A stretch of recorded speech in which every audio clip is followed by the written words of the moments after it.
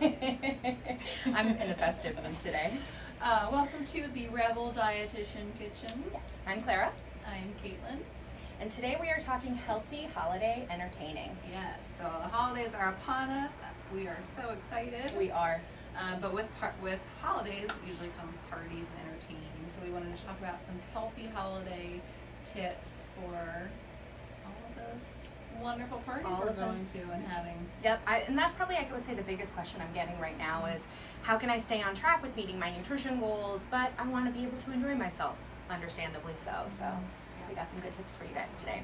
We will be making air fried falafel bites. We are on the air fryer bandwagon, as you saw last month with the air fried turkey. Loving the air fryer. I'm on a falafel kick. I don't know. I'm just obsessed with it right now. So we're doing the falafel, and we're doing a creamy goat cheese dip served on Belgian endive. I just learned how to say it. So it's super easy, but it looks elegant and has a little veggies in there. Yep. Yeah.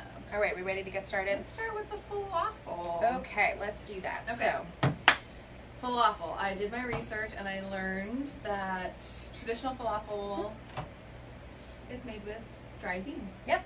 Yep. Yep. So you soak them overnight. But what if I wanted to use canned? Like, what if I was just not feeling like soaking them? Yeah, had other things on my mind. All of the recipes that I read said traditional falafel is made from soaked beans that have not been cooked, but you can use canned beans. And what I found to help with the texture is rinsing the canned beans, laying them out on paper towels, and letting them sit as long as possible, like overnight, if you have the time. Yep.